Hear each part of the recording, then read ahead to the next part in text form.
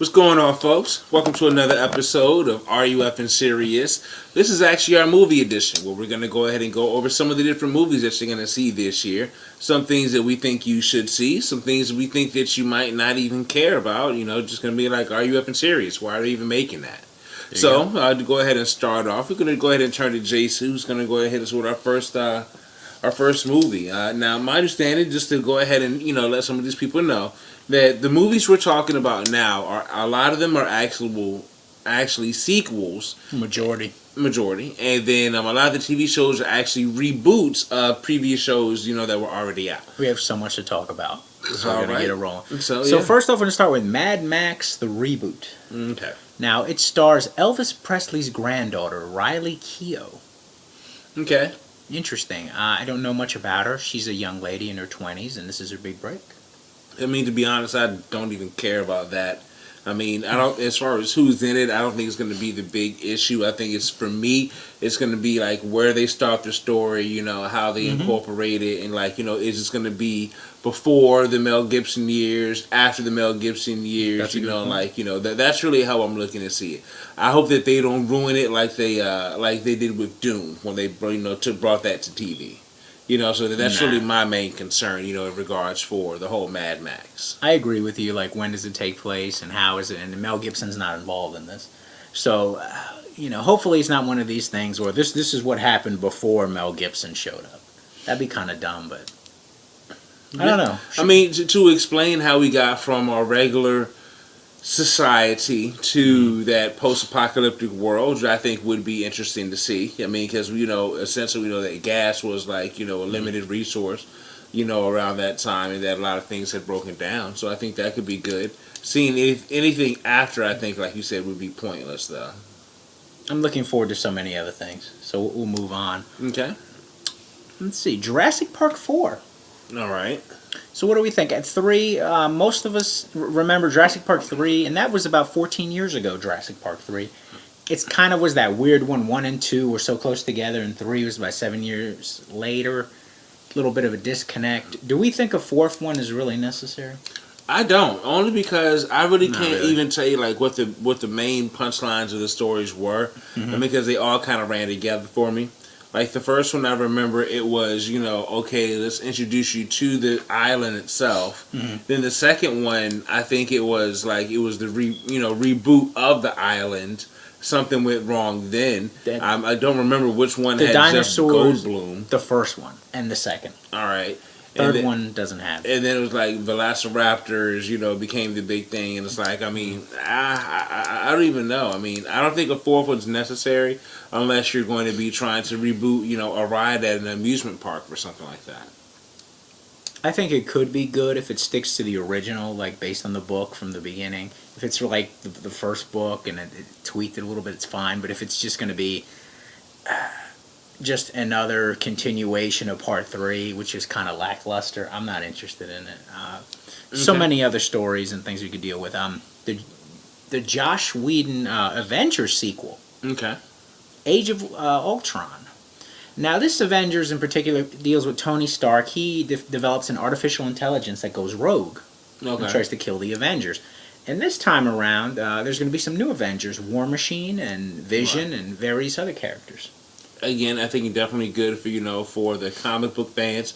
I think this is going to be one of those movies that you're able to go ahead and just basically see all the things that you wanted to see, in action, happen.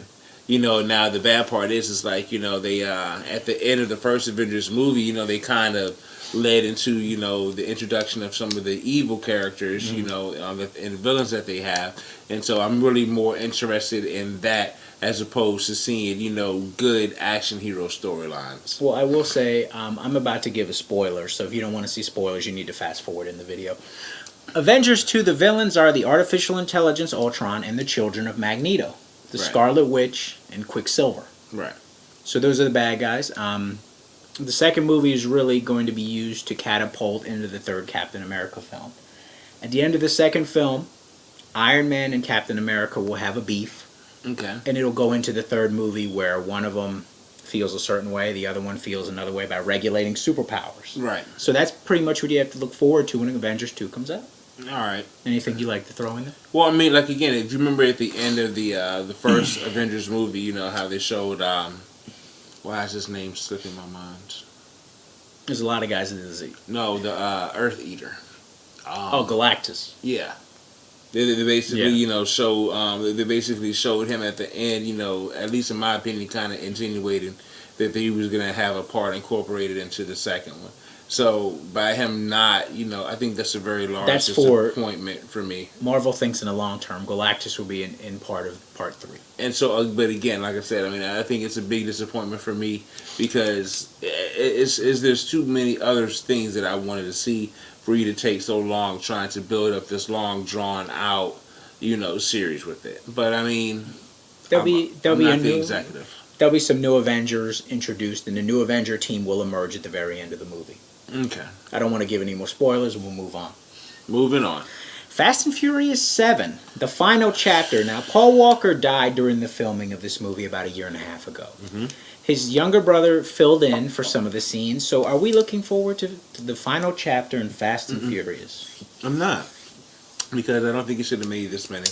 I don't think it should have been that. It wasn't that great of a series. I mean, after the second one, it seemed that they stopped focusing on souped up cars, which is what it seemed to be built upon in the first two. The first one, more so the cars and underground racing. The second one, looking more into, drifting and stuff like that. I would have thought that they would have kept going. They would have looked at all the different forms of racing. If anything, maybe they would have done one where they were looking at, Formula One racing.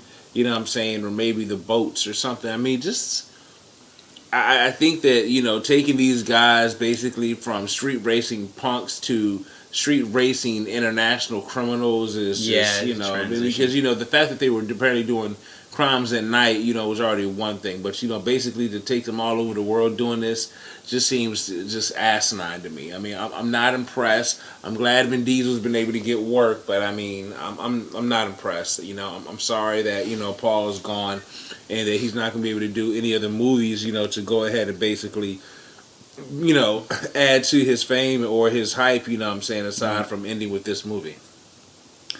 I'm a fan of the franchise. One, I thought was a great film.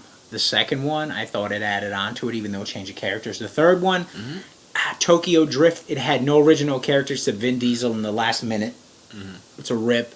The other ones, when you bring The Rock in, I like The Rock. There's certain elements, but you're right. They went from racing cars underground to international thieves. Yeah. I didn't see the transition. I understand the Letty character died, and that made peaks and valleys in the story. Yeah. But 7, other than Paul Walker passing away, which I was sad about, I really have no opinions on Fast and the Furious 7. I don't plan on watching it. Will I watch it on cable in 2 years if it's for free? Sure. I watched it on Redbox for $1. Yeah, so, we'll move on to the newest installment, 30 years after the original, Terminator 5. This time around, they're going to revisit the first Terminator. They're going to mix and match. You're going to have the Terminator from Terminator 2, the Terminators from 1 and 3, and they're going to go back to the original storyline. But this time around, they're tweaking it. Sarah Connor is going to save herself from the Terminators in this version. Basically showing an alternate, universe or ending to this particular story. Going full circle. Okay. I mean, I think that could be interesting and, fun to watch. Probably better examined on a TV show or TV series, when they did have the Terminator series, as opposed to trying to dedicate an entire movie in regards to this premise. That's just my RUF and serious about that. I mean, because again, and also, are we looking at the same Sarah Connor? They bringing back Linda Hamilton, or are they? Absolutely not. So she's like 80 around. After she divorced the director, James Cameron, they never did a movie together. 2 was her last one. I'm just saying, she's 80 anyway, so I don't think you're going to get that. But. She's not 80, but she's old. She's in her 60s, and Hollywood and 60-year-old women. No, unless your name is Dame Judi Dench, nobody gives a fuck about it. They don't care about old white women, you know what I'm saying? But if you're a woman of color, you can get away with it. Good skin, good genes. Fair enough. Maybe we are magical. That's a whole nother thing right there. I'm looking forward to Terminator 5, but I'm a science fiction nerd at heart, so I'm always looking for that fix. Do I think a guy that's pushing 70 should be doing action movies? No, but it's a legendary franchise. It's over 30 years after the original. Much like we said about the Scarface reboot, leave it alone. Yeah. Leave it the fuck alone. Please. It's no need to even mess with it. No need it. So, moving on. Paul Blart 2. No need for this. It's a waste of time. The first Paul Blart Mall Cop made me not like Kevin James. Grown-ups made me like Kevin James again. I expect Paul Blart 2 is going to make me not like Kevin James again. The thing with these movies is Adam Sandler produces these movies. Okay. So, I mean, he's going to get money. And as long as his friends, are able to go ahead and come up with a halfway decent script there you go. Kids are going to tune into, he's going to get paid off of it. All these movies are Happy Madison films. All the Spade movies, all the Sandler movies, all the Kevin James movies. If you look at the tag, it says Happy Madison, Adam Sandler Productions. Whether it's a train wreck or a classic, it's an Adam Sandler flick. And so, you got to give him credit for, looking out for his boys, but... Definitely. I'm not impressed, folks. I'm not impressed. I'm not happy for this movie. Kevin James, you're a really, really funny guy. After watching Here Comes the Boom, you know what I'm saying? There was another movie he did, too, that I thought was, really good. But it's the fact Hitch? where... No, not Hitch. It was another one. Wow. But it's the fact that I believe he can do good movies. I believe that he has to step away from, these childish amateur movies, you know what I'm saying? And, and do some more funny stuff, you know what I'm saying? Grown up funny stuff. And I believe he'll be able to do a whole lot more in regards to his career. I really do. I think he's a very talented comedian, a guy from New York, really talented. Clean. That's the other thing. He's been a clean comedian his entire 25-year career in comedy. That's impressive. Guy from the Northeast that doesn't curse. Wholesome movies. Mm-hmm. So I wish you the best, man. Am I going to watch Paul Blart 2? No. Not a knock on you, but I don't see a reason for it. No, not at all. I don't see a reason for any of this. Moving on. A sequel that a lot of people love, and this gentleman here loves fashion. This movie's about fashion, kind of. Zoolander 2. Kind of, yes. Are we ready for Zoolander 2? I love Zoolander 1. It was really funny. I've been waiting for Zoolander 2. Once I, subscribe to the notion that some movies are going to receive a sequel, whether they're good or not. And the thing is, Zoolander created very funny and memorable characters. So I expected that there would be a sequel to that, and I'm very happy that there is one now. Mumbato, Will Ferrell's character, I'm not expecting him to be back, so I expect that if they're going to run the premise, as far as there being a villain, I'd love to see who's there. But, seeing Jerry Stiller come back would be amazing. Christine Taylor coming back is going to be amazing. I think it'll be, a really, really good movie. Because, just like the first one, it was kind of an all-star collaboration. It's, everybody poking fun at themselves. So, I really hope to see that again. There's a very nice little romp about the fashion industry, how they take themselves a little too seriously. Yeah. Oh, yeah. Should we save that? No. Okay, we'll do it. All right. No, all right, my mistake. We'll move on to TV in a moment. Superman versus Batman. The anticipated sequel to this Batman trilogy of the last few years. Now, this time, the casting has changed. The guy formerly known as Daredevil, Ben Affleck, is now Batman. The industry was shocked by that across the board. They're saying, why? Daredevil was a horrible movie. Why give him a chance? He was also in the Superman biopic. The Steve Reeves biopic as Superman. This is his third time in the superhero costume. It is. And the thing is, this is the character that Ben Affleck could play. Batman is an emotionless, character. You think so? And the thing is, I believe that he's able to play, that role. You know what I'm saying? And you don't want Christian Bale basically, playing, and overplaying the role. You know what I'm saying? You want somebody that's going to be able to hold on, to it light enough just to go ahead and, grab your attention, draw you in, and then go ahead and, allow you to go ahead and fall into the mystery of everything else. With Christian Bale, it was too hard, too serious. As opposed to this one, you're gonna expect it to be a little bit lighter and a little bit more fun with it. I will say this movie, and I don't want to give spoilers like I did Avengers, but it's going to have to end up that way because this movie is to set up Justice League. Mm-hmm. Okay, now I'm going to tell you, if you don't want to hear this, move forward. So Wonder Woman and Aquaman will also be in this movie. Mm-hmm. So I think that's a great idea. Do I think you should rush Justice League so fast? No. Mm-hmm. But I understand Marvel's making a shit ton of money with Avengers. DC said we need to compete. Yep. But they are getting Suicide Squad also that we talked about. So they're going to have two team-up movies in the next year or so. I think they should have just did it a different way. I think that it should have been a matter where before you go ahead and bring out a versus film on this side, that you should have went ahead and did more intro films. For an example, very true. Go ahead and bring out the Wonder Woman film. Mm-hmm. Go ahead and bring out the Aquaman film. And then go ahead and bring out the Batman versus Superman film, so that way they all, are in that movie together. Again, kind of your comparison to, or a prequel to, an Avengers, Absolutely. And then you go ahead and, now you got your movie. But once again, marketing, they got Avengers 2 coming out. DC needs to counterpunch with something. Yeah, like you said, it's like you said, it's a matter of how you do it. But it's just my opinion, though. But again, I'm very excited for this movie. I can't wait for it. Definitely anxious to see who they're gonna cast for Wonder Woman. Oh, they would say Gal Gadot, who did that Will Smith movie recently. They're advertising it all over the place. Focus. Beautiful blonde lady. Yeah, so seeing as how Wonder Woman's Amazonian brunette, I'd like to see how that's gonna pan out. Same thing with Aquaman. Normally they always have Aquaman in the comic books as a blonde-haired guy, but then every time they try to transition it to screen, they always want to try to portray him as a brunette. Which is kind of funny in my opinion. But, definitely, interested to see, what they're going to do with that there. Yeah, because, like, that whole premise, Batman versus Superman. Batman's a normal person. Superman has powers. Was Batman going to wear a kryptonite ring the whole fight?